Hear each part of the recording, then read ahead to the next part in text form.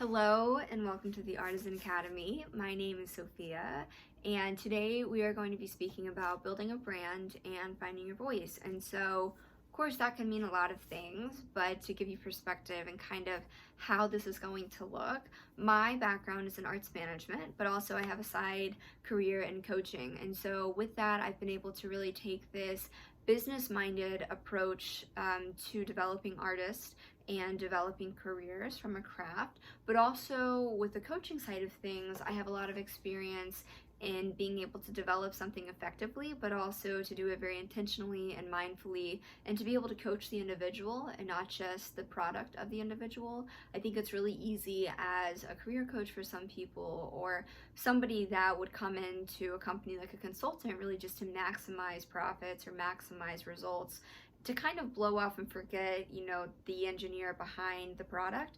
And so what I try to remain very intentional about, and what I feel I do remain very intentional about, is coaching you as an artist and not just coaching your craft, right? Because you are your craft at the end of the day. And in my experience, I've had a lot of business professionals tell me to always keep personal and professional separate, right? But the difficult thing about that when you're an artist is that everything is inherently intertwined, because everything that you experience personally generally ends up being impacted and seen in whatever it is that you create professionally if you are a professional artist.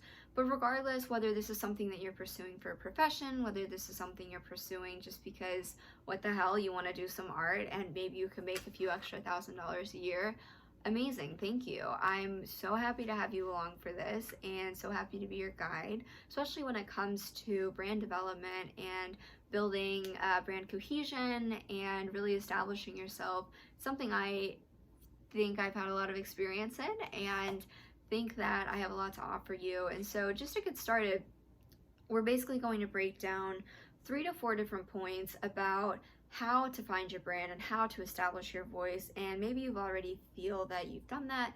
Maybe you've already worked a few years, a few months, weeks, whatever it was, on doing the research, trying to find out what your unique value proposition is, how to really execute to your audience of choice, how to market yourself, what platforms to use. And if that's the case, then I hope that this kind of helps you further hone that vision. And if you have no idea any of those words that I just used, then this is perfect for you too. We're going to take things slowly, but also I think you'll be very excited by what we discuss, and you might want to speed it up a little bit and really jump on this. And so kind of how Chloe and I have fastened this whole project is that you have all access to our video library. So you're able to go back and watch these whenever. You can watch this, do the work. You may take 2 to 3 weeks to actually implement the work that we do together, or you might do it tonight. Whatever is your schedule is what we want to cater to. So that's why we have this as an all access availability.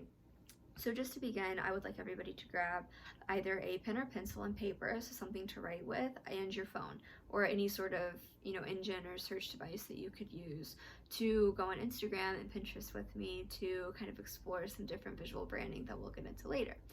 And the reason I want everyone to grab a physical piece of paper and pen or pencil instead of just typing the notes is because there is so much research that when you physically write something down, it becomes more real, you become more responsive to the idea, and it becomes something that generally ends up proving to manifest itself into an actual reality and not just remain kind of in the ether and as an idea. So we're going to be serious about this. We're going to also have fun with this, but also I want to maximize your results as much as I can. And it's something that's helped me, is to physically write things down. And it's something that's helped everybody I've ever worked with and anybody who's ever taught me. So that is my biggest gift to you today, if you take nothing else, is to write down what you want.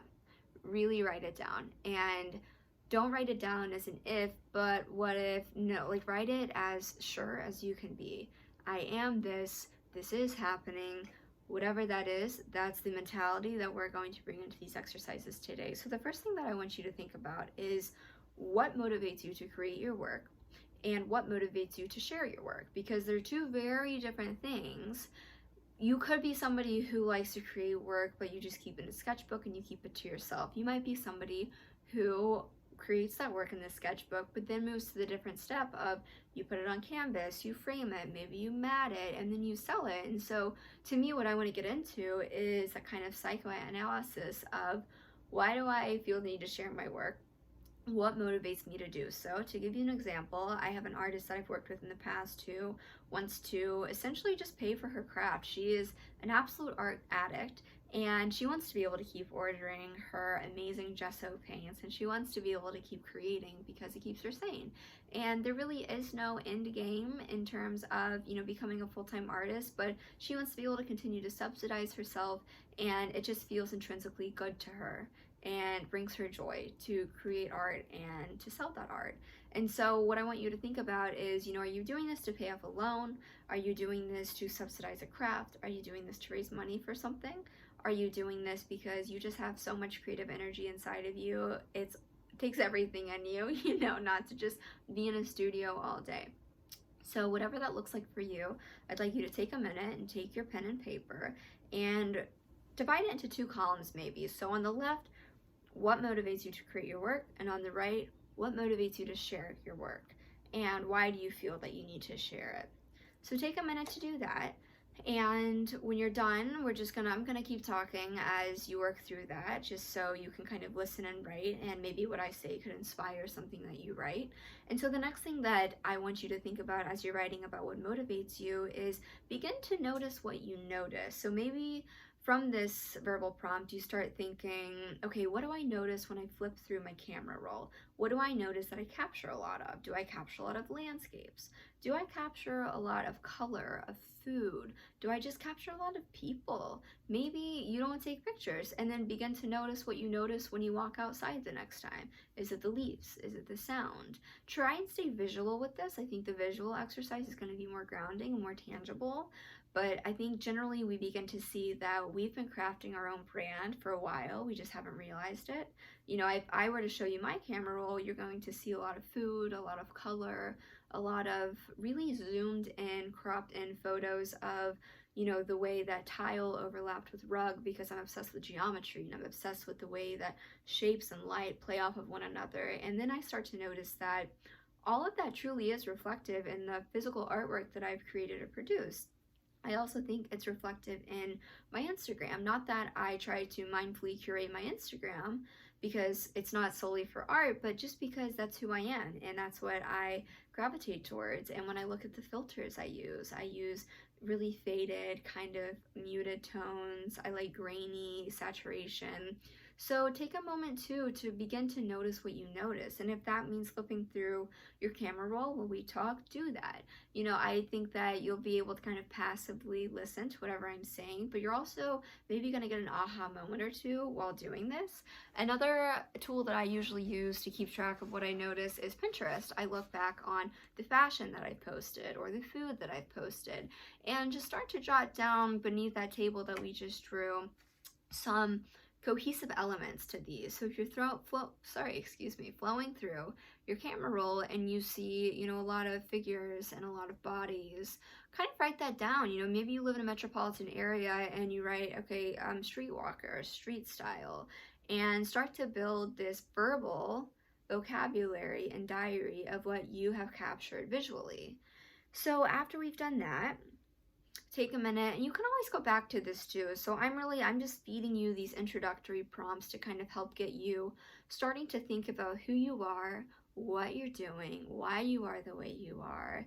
And as easily as that could slip into a therapy session, we're going to stay away from that and just try and project all of that into our own brand development and the work that we create. Because as I said before, everything you do as an artist is going to be inherently personal, I feel, because your work is imprinted and influenced and informed by the life you live, by the people you're around, by the area you live in, by the food you consume, by the music you listen to. Anything sensory that you experience throughout a day ends up subliminally making its way into the work that you create. And I feel that that is the same way for a writer, for a visual artist, for a musician. Unless you are given a specific task where you kind of have to shut off that part of yourself and produce a commission that's incredibly specific, I feel that whatever you produce as an artist is reflective of whatever you've experienced as an individual.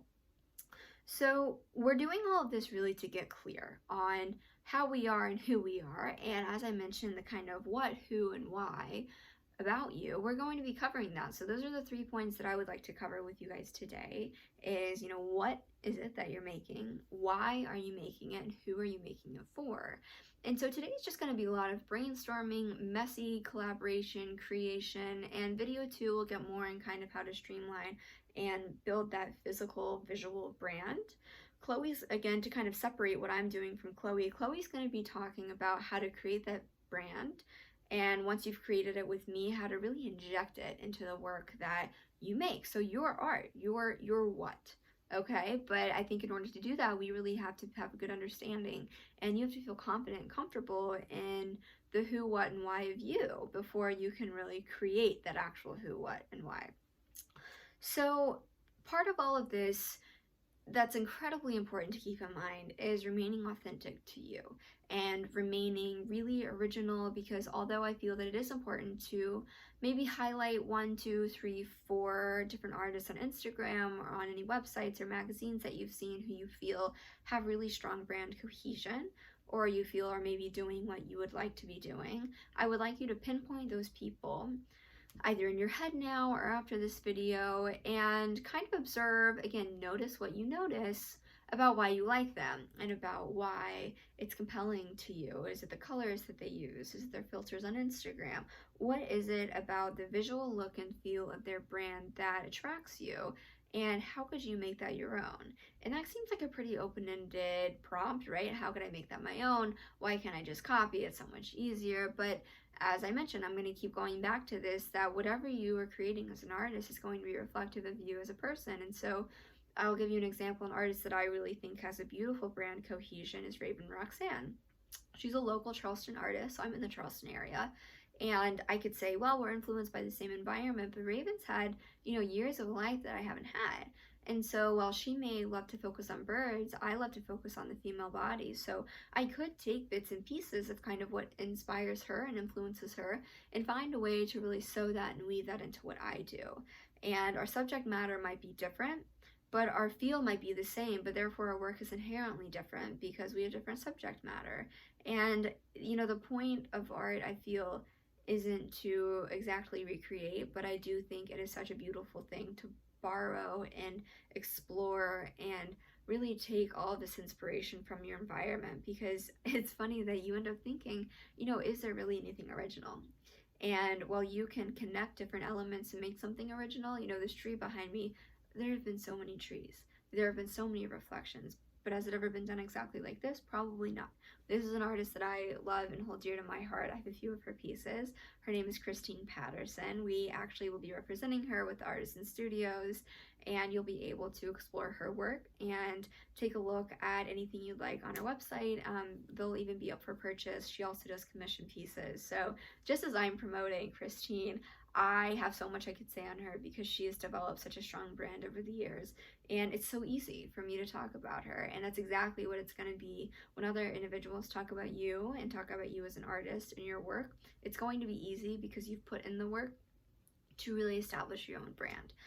So after kind of really getting our creative minds going and really starting to think about you and kind of getting this feel for the overall essence of who you are as an individual and how that translates into your work, the first point that we're going to be talking about is the what. So the what of your brand. What is it that you make? What is the physical, tangible presence that you create? Are you a ceramic artist and do you make mugs? Are you an oil painter and do you do portraits? Are you somebody who is just so damn lost and confused and you just really love having paint in your hand and a blank canvas in front of you? For me, I think that when I was really starting to get into my physical art form, I produced, like I mentioned, a lot of new figure drawings because that was the what behind all of who I thought I was. You know, I'm a female. I have this immense admiration for the female body, and I've always found that the most compelling aspect and entity whenever I've gone to any sort of museums and to go look at anything in a magazine or old coffee table books or Vogue books or, you know, whatever it was that inspired me always ended up coming back to the shape of the female body and the curvature of the lines and the sculptures that have, you know, so beautifully emulated these bodies and styles all throughout the years. And it's just something that I ended up thinking, okay, well then let's go with it. Like, that's my brand then. Like, I want to have this like beautiful French inspired feminine essence, and hell, I want to be that, you know, to be honest. Like, that's kind of my goal essence would be for myself, is to have this very like just minimal, effortless presence. And I wanted that to be reflective in my art, and I do feel that you can become who you want to become, and one way to do that is through your art and is through what you're producing. So we're talking again about what is it that you made. So go back to your sheet of paper and write down a big ass what, and fill that in. What is it that you made? Maybe, you know, you've been doing art for years and you do invitations. You do beautiful hand-painted watercolor invitations. That's your what. So hopefully you have a good idea about what I mean by what. And below that, we're going to really be talking about your unique value proposition, and that might be, you know, some sort of foreign term for some of you, or you might be very familiar with it, but essentially the unique value proposition is the 3-word way of explaining everything we've just talked about. So what makes you unique as an individual? What makes you unique in your story and your vision? So, you know, for me, I've always felt that my unique value proposition are my experiences and all that I've learned and all that I'm able to offer you. So my UVP, unique value proposition to you right now, I feel is my experience in branding and arts management and in coaching. I think that's a really interesting combination that I intentionally sought out and I intentionally combined, and I feel that's what makes me unique as a coach and as a friend to you and a coach to you in this entire experience of trying to maximize your art and maximize your brand. So maybe to help prompt you to think about what your unique value proposition is, maybe it's the color that you use, because you went on a mission trip to Africa once and you were so inspired by all of these different colors and the outfits and the traditional garbs, or maybe it was from food in India that you've seen on the Food Network, and maybe you've always been that Food Network kid and you wanted to be on Chopped when you were 6 or 7, but they didn't have that for kids, and so you went to the art table and you started drawing food. You know, whatever it was that was a really integral part of your experience or childhood or the last 5, 10, 15 years that you feel is strongly reflected in what you do. You know, one artist that I've worked with, she has gone through a lot emotionally, and to me that is what makes her art unique, and that's her unique value proposition. It's like, listen, this is what I've gone through, and this is what I can bring to the table, and this is what I'm selling, and this is the kind of, you know, thought I want to provoke in the work that I do. And so I think that the emotion and the thoughts that she provokes through her work is what makes her unique and what really adds value to her as an artist and to her work.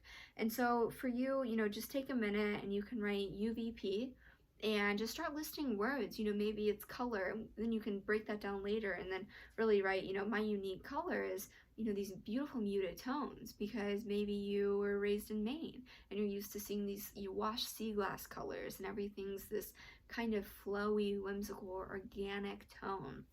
So just to kind of start thinking about that, again, we're talking about the what you do, the what you create.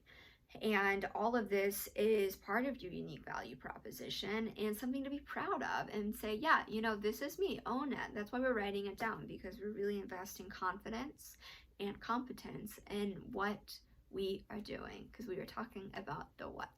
So next, I really kind of wanted to speak about consistency and consistency through that what. So it's one thing to have, you know, a 20-year career as a photographer and then decide, you know, I'm ready to segue into painting. There was consistency, and now you're about to enter into another breadth of consistency. But wherever you are right now, identify what is consistent through your work. It might literally just be that, oh, I use black lines, because you might be totally spastic and all over the place, and that's great. But whatever is consistent in your social media, whatever is consistent in your inspiration, whatever is consistent on your Pinterest boards. Remember, we're going back to noticing what we notice. So we're really trying to hone in on what is consistent through what we do and what is consistent through who we are. Like I mentioned, I'm a foodie. What is consistent about me? You can be sure that I'm always going to try and find the most extravagant, bizarre, weird food wherever I go because I'm consistent with that. I'm consistent with wanting to continue to influence my palate and influence my eyes and my taste, both, I mean, like taste as in what I like to see, but also taste in what I like to consume. And it's always, again, dependent and consistent that there will be multiple food pictures on my camera. But all of that ends up being consistent because I feel that I'm honing a sensory experience myself so that I can consistently convey a sensory experience in the work that I produce. And that again looks really different for a lot of people. So maybe that consistency is you always order spicy food wherever you go, right? And so your colors are bold and they're bright because that is what inspires you. And if I were to compare a color to a feeling, I would say that red is spicy, right? I mean, that's kind of visually, peppers are spicy. So again, all of this is to prompt kind of what is consistent in your work. Do you do a lot of travel to landscape areas, really naturally driven, nature filled, beautiful scapes that you take a lot of pictures of? And all of that is reflected in your art. So whatever it is, one thing that is so important to building a brand is creating cohesiveness and consistency. And I know Chloe mentioned that in the visual aspect of things. But what we're kind of talking about is the verbal discussion and the verbal working through of what we find consistent in our work and what we find consistent in what we like to paint every single time we have paper in front of us or what we like to draw. I, without fail, will always draw some sort of line drawing of a body or of whatever really simple fixture is in front of me. That's consistent for me. Maybe consistent for you is you always have some sort of really bold brush stroke or use a lot of color, and that's consistent. But whatever it is, we're looking for a through line or a thread. So write down 3 to 4 things that you find are consistent with you. The first thing might be my filters that I use on Instagram are consistent. The second thing might be the subject that I include in the work that I produce is consistent. And the third thing might be where I sign my name is consistent, or your signature is part of your unique value proposition and it's part of what is unique to you.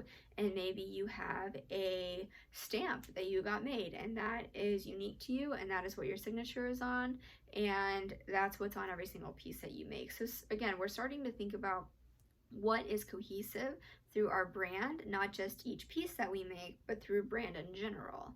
So there are certain cohesive elements like larger brands in terms of like the corporate world. So like Coca-Cola, you immediately think, or I at least do, of their logo, their colors, their glass bottles. That is consistency. When I think of certain artists, I'll mention Raven Roxanne again, I think of consistency in her subject matter. And when you look at her Instagram feed, and feel free to bring it up now if you have your phone close by, you'll see consistency and kind of the essence that she portrays. And you'll find that we are creatures of habit, even if we are like quite frantic and we like to try new things. There's usually a through line through all of that. So again, begin to notice what you notice. This is the basis and beginning of learning how to build a brand. So now that we've spoken about that, I will mention a few artists who I feel have done this very well. And some of these are artists that you all have mentioned in consultations that we've had with you if you've chosen to go on with our mentorship program. And they really catch people's eyes because there's consistency and there is a solid brand developed there. And so some of those artists again are Raven Roxanne. We have Teal Henley. She goes by Teal Art, Teil Art on Instagram.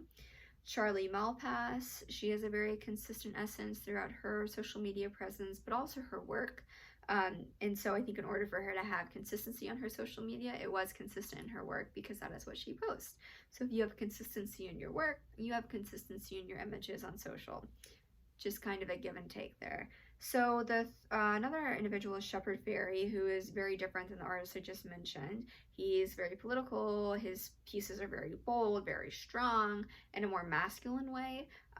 While Raven, Teal, and Charlie have a more natural, organic, feminine air to their paintings. But, in case you do skew these more drastic, dramatic colors, I wanted to be able to give an example of that.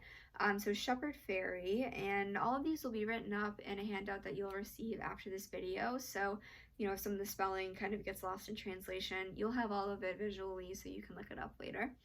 Another artist who's one of my favorites, and you'll be able to easily understand after I've explained to you what I find inspiring, what I find consistent in my own brand and my own work, is her name is Carla Cascales Alimbao, and I might have very incorrectly pronounced that name, but anyway, she does a lot of feminine drawings. She does a lot of painting in muted and nude colors, which is something I love, but visually you will see that cohesion through the work that she does, and it's really beautiful, and very inspiring to me. And the last one is Caroline Walls. She's another artist who I feel might be interesting to look at and start, maybe even jot down whatever you're writing on now. You can do kind of a bullet for each of these names and verbally kind of start talking about what is it that makes them consistent. So, for Raven, write down birds, flowers, watercolor, primary colors, whatever it is that you immediately see consistent to her. I think it's really good practice to practice seeing what we find consistent on others' work and being able to kind of better understand ourselves through that. So we've kind of talked a lot about the what, so the physical, visual brand development of what are we talking about, what are we making. So the second point that I would like to get to is the why. So why your work matters, what is it that really adds emotional value and intangible value to your why. So, and again, to give you an example, I've worked with an artist who makes really beautiful equestrian paintings and mixed media art, and so the why for her is the essence and feeling that she is able to infuse into a room, because all of these pieces are statement pieces, and a lot of them are hanging above mantel places and living rooms, a lot of them in entryways upon entering, just amazing homes. Like, her work is in so many amazing things. If you like to look her up, it's Christine Patterson, okay? But anyways, it's really strong. The presence is really strong. And while she's physically honed that brand, that consistency, and kind of what makes her visual presence unique, it's that feeling that, I find is really, I've never been able to replicate it with another form of art. Other artists and other art pieces that I own and have looked at and helped others with, they have their own essence and their own feeling, but this specific experience I think is unique to Christine. And that's essentially what I'm getting at with the why, is what are the intangible benefits of what you do. So maybe you're a ceramic artist and you make mugs, and the intangible benefit there is, think about really holding a solid weighted mug that just feels perfect in your hand. And when you're sipping the tea or the coffee or maybe hot chocolate, whatever memory you have associated to mugs, whatever first pops into your head, think about that and hone that and think, oh my gosh, like, I'm really giving someone an experience, like a really sensory emotional experience through the art that I make, through the what that I produce. And that's something that is just, I think, so, it's almost hard to explain, because it's kind of hard to explain a dream when you wake up, or it's hard to really detail memory, but that's exactly what we're talking about, the why. It's the thought that is initiated when somebody looks at your piece. It's the why behind the emotional value. Why does it add emotional value to a home, and why does it matter? Why does your work matter? Maybe you are somebody who makes really geometrical work, and what is the why behind that? To me, I think the why behind a geometrical piece, it can totally offset and complement and redirect the conversation of a room. When you walk in and you have these bold, like Yves Klein blue triangles, if you don't know what that color is, look it up, because it is beautiful. It is the blue that Matisse had used in some of his drawings, but just a very pungent, really stark blue. And if you're in a black and white room and you were to add black circle on a wall, that's one dialogue within the room. If you were to add a really bold blue circle on the wall, it totally changes the dialogue. So the why is maybe to disrupt the cohesion in the room, and I talk so much about how cohesion is really important, but I also think that in order to break a rule, you need to learn it, and then it becomes intentional when you do, and that becomes part of your why. That becomes part of the intangible benefit. I think with some of my own work that I've done, the why is I think it's the thought that some of my work sparks. At least that's the feedback that I get from a lot of people, especially with some of the nude figure drawings that I've done. A lot of owners of my work, and also a lot of just viewers of it, have always said, it sparked something in me. It just made me really introspective. And, that's so amazing, because it's not necessarily what I set out to do. I set out to create something that was visually appealing, but also was reflective of my energy and my intention. And it was really interesting to see how that's translated so differently depending on the person. So again, the why is why your work matters. So under, I would like for you to write why on your paper and write the different intangible benefits that you feel your work has, the different emotions that it elicits, the different thoughts that somebody might think when they look at it. There's this quote that I've heard for so many years now, and we go back and forth about what is the purpose of art. And I've had, again, this quote resurface that says, the purpose of art is to comfort the disturbed and disturb the comfortable. And whether or not you believe that, regardless, I always have felt that part of the purpose of art, and if we were to find what is art, it makes you feel. Because anything that visually is impacting you and influencing you is going to inherently make you feel.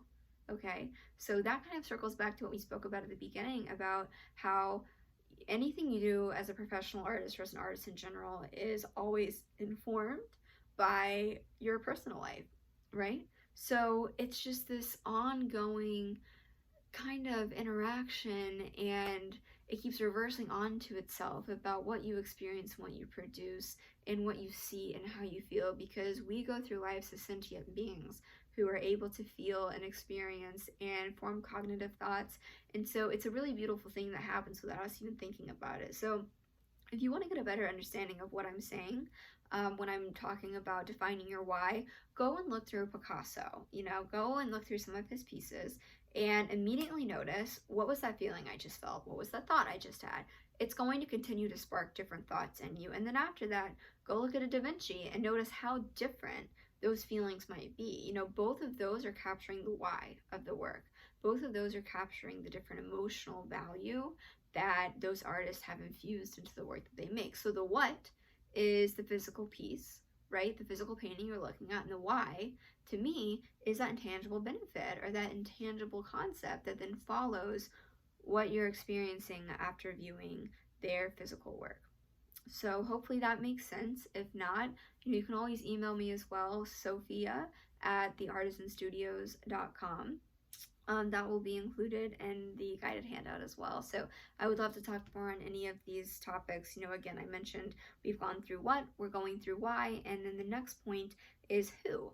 So the who is so important because, we have to create an audience to speak to project to sell to, if we really want to be creating a sustainable brand. Because as I've said, I believe that you can create a sustainable income being an artist, especially if you're diversifying your revenue and your income streams through the art that you produce. But the who is so important because we can't be all over the place, right? Like, when you think of an artist that you really enjoy and appreciate, and you kind of start picking out, who are they targeting? You can go to who follows them and maybe create some different understandings of, maybe there's a certain age range, maybe there's a certain demographic, and maybe they've done a really interesting job in branding and they just appeal to all sorts of people, which gets into my next point, which is once you've identified who you're marketing to, or who you kind of feel your work would fit well with, or settle well with, or spark interest with, then you want to think about, where are they spending their time? Where are they getting their marketing? Where are they purchasing products? Are they looking on Instagram a lot? Are they on Facebook quite a bit? Because, I think Facebook inevitably skews to this older generation, and you have a lot of Facebook communities and groups and sales groups on Facebook, for different Facebook marketplace. There's furniture, there's art. So there's a certain person who's looking for furniture, and I can tell you right now, it's not going to be a middle school girl or boy who is probably on TikTok and learning how to do dances, right? Like, they don't have a home to furnish. But somebody who's 50, yeah, they're probably on Facebook, because it's something that their counterparts and colleagues and friends have and are on. So they're interacting with it a lot. So think about, again, who your audience is, where they're interacting with their colleagues and peers and friends and family, and how you could best kind of fit in to that and kind of really almost interrupt them wherever they are. So if it's on Facebook, create a page and a post. If it's on Pinterest, create a Pinterest page and post your work, and just share it to other boards that you have, or ask friends and family to share it, because Pinterest is an amazing search engine. I know I use it a lot for inspiration. So I think that that's another platform that you could definitely be marketing on. I think Instagram is amazing. A lot of the younger groups who might be watching this, you might feel that you have totally honed in on Instagram and you get it, and you get the marketing and you get the SEO and the search engine optimization, and all of that makes perfect sense to you. But maybe print marketing doesn't make so much sense. But maybe you have a local newspaper or magazine that you could be like, hey, like I make artwork, I'm really proud of it, and I would love to share it with you, because maybe you're wanting to expand your audience, and maybe that buyer could be that person reading that local newspaper or reading that local magazine. So the who is just important because it helps inform your why and your what.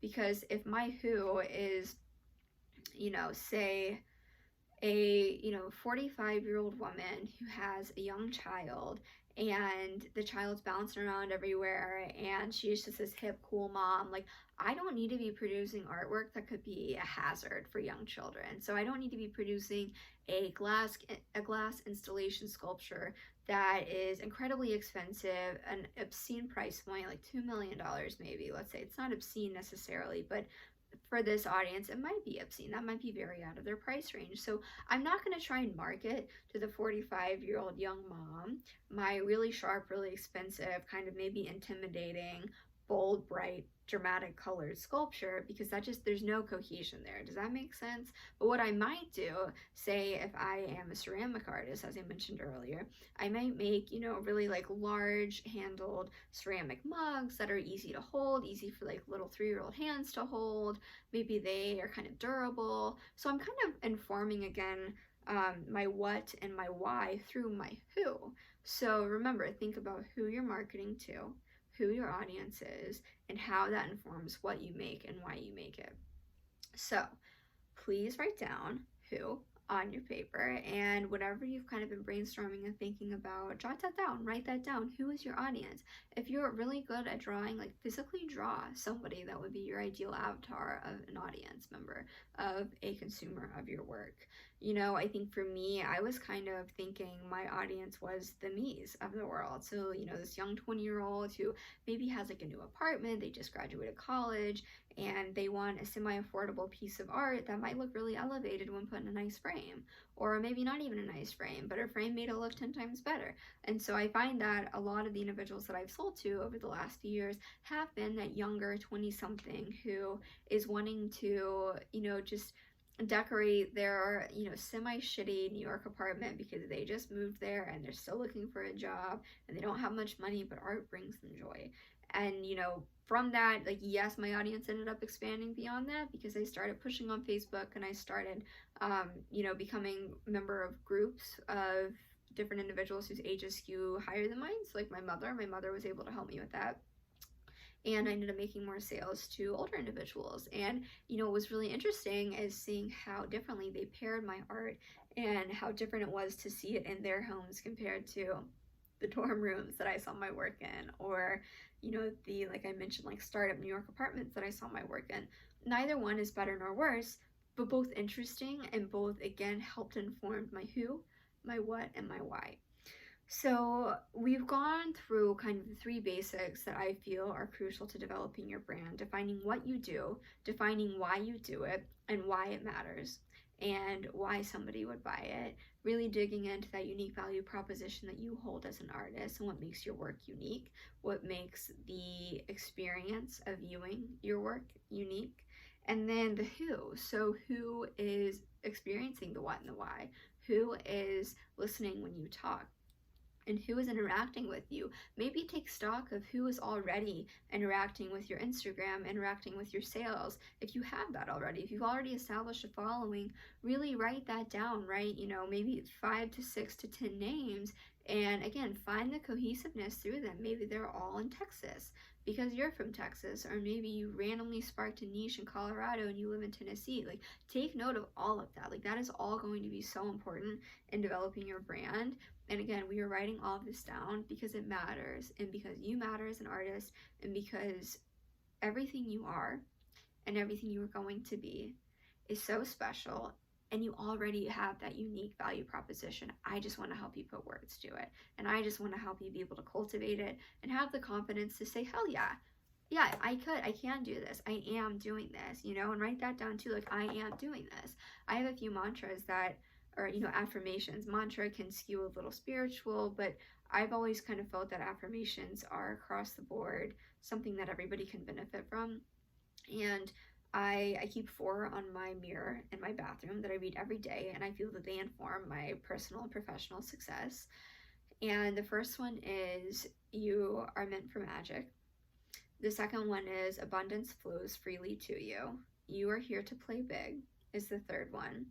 And the fourth one is, you get what you give.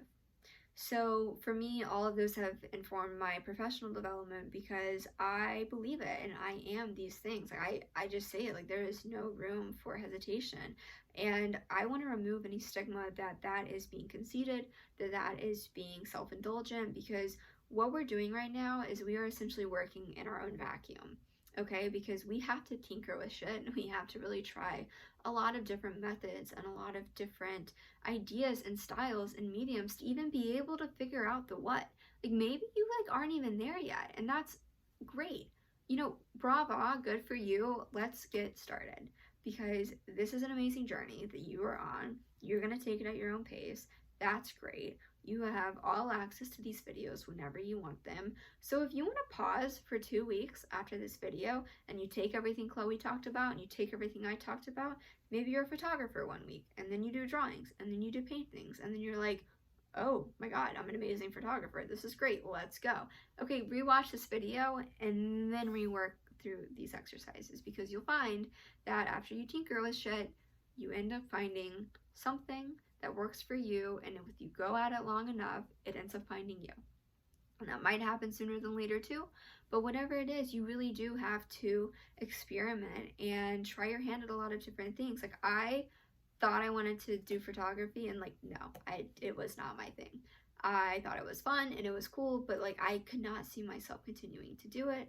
And then I thought, maybe, oh, I could do drawings, and I liked it. I liked it a lot. And then I thought, I'm gonna try painting too. Nope, didn't work as well. Okay, back to drawing. So you see, things kind of end up inevitably falling into place. So take up space. This is all for you. You're investing in yourself. And that in itself is the first step towards confidence, towards cultivating and creating your craft. And by you being part of this journey and following along on our lectures and our lessons, you're going to get there. You are there, right? You just have to tap in and explode. Like this, just let it blow up, let it do what it needs to do. Remember, this is a vacuum. We are working in a safe and very structured environment, but if you don't like structure, again, break down the walls. You have to learn the rules to break the rules. It's something I believe. I know it's something Chloe believes. I think there are a lot of artists who are already kind of doing the rules without realizing that's what they were doing. Like, I guess what I'm saying is, an untrained artist. But then you find out about value and you think, oh my gosh, I didn't know that I understood value. It was just intuitive to me, like the lights and the darks of things. Like, you've always balanced them perfectly, but you didn't know that's what you were doing. But now that you know that you can intentionally make a point by screwing with the value, right? Like, there are some artists who intentionally mess up the rule of thirds or intentionally violate certain, classic art rules because they want to create disruption. And again, that's them creating unique value proposition and creating their why. So in conclusion, I want you to take risks as an artist and as an individual. And you'll start to realize that this ends up really translating and transferring into your daily life, because everything we are is connected. And you'll start to really realize that more and more. Like I said back at the beginning, flip through your camera roll. Realize that you have 2,000 pictures of literally just trees and landscapes and the way light plays off of trees. Or maybe you have 30 pictures of people walking on the streets of New York. Notice what you notice and then take risks to play with that. Write down, what is it about me that's attracted to mass groups of people? What is it about me that is always fascinated by zooming in and having really macro shots of texture? All of that will help inform your brand, right? All of that will help you develop your story and find your voice. And in order to do that, we must notice what we notice and observe. And I highly, highly, highly encourage you to write down every adjective, every verb, every name, every place that pops into your head when you think about things that you love, when you think about things that you notice. And again, be patient too. Be patient with yourself. Like I said, we're going to tinker with shit. We're going to try a lot of things. And I encourage you to do so because you want to experience and experiment. Because through that, like I said, I do believe that your path and your craft ends up finding you. Or you might have a fluke and you release one piece and you didn't even know that you were going to go that way, but it totally took off on your Instagram and now you love it and you go for it. And maybe that piece was multicolored geometrical blocks and you're like, cool, used to do landscapes, but people love my blocks and I do too. Let's go. Like, this is my new brand. Like, I'm branding myself as this kind of like edgy, primary color based geometrical artist, and that's what I'm going to create my platform on because that's who I am, right? Not me specifically, but say this like figurative artist, like you listen to music that has sharp notes and now you realize you're drawing sharp edges, and it's again this cohesion through who you are and what you do and where you've been and what you've experienced into the work that you create. So again, take risks, be flexible, be patient, tinker, explore, try, and remember that all of this is a process and you already are your own brand. You are your own block of, incredibly capable stone or marble, and we're just starting to chip away at it. And we're just starting to strip away the things that don't need to be there and the things that are holding you back. And we're going to move forward with creating and shaping and shifting and enhancing you as an artist and enhancing the work that you create. So next week we're going to talk a little bit more about how to kind of combine all of this talk and all of this kind of ethereal conceptualization into a visual brand. So we're going to do a little bit more with actually applying like these words and creating a visual mood board, vision board for it. Chloe again is helping you do that for the actual work that you create. We are just doing these exercises so that you can kind of get a visual representation of like, this is me. Like, I don't know if you've ever been to a hotel or a restaurant or something along those lines, like a physical entity, and you walk in and you go, oh my God, this is like this, all of this is me. Like, this blazer is me, right? Like anything like that, anything that you really identify with that's a product, a place, or a service, something that like you can see and experience. That's kind of what we're going to start doing, but just for you, something that doesn't already exist, but combining things that already exist. So combining colors and platforms and objects and different visual components into this overall mood board so that you can understand better what is your brand.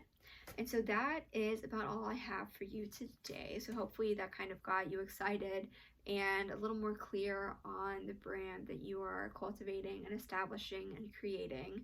And I'm so excited to be doing it with you. So again, keep an eye out for the handout. You'll be able to download it and work through it after this. Again, it is not at all required, but definitely recommended and can definitely be used and accessed at any time.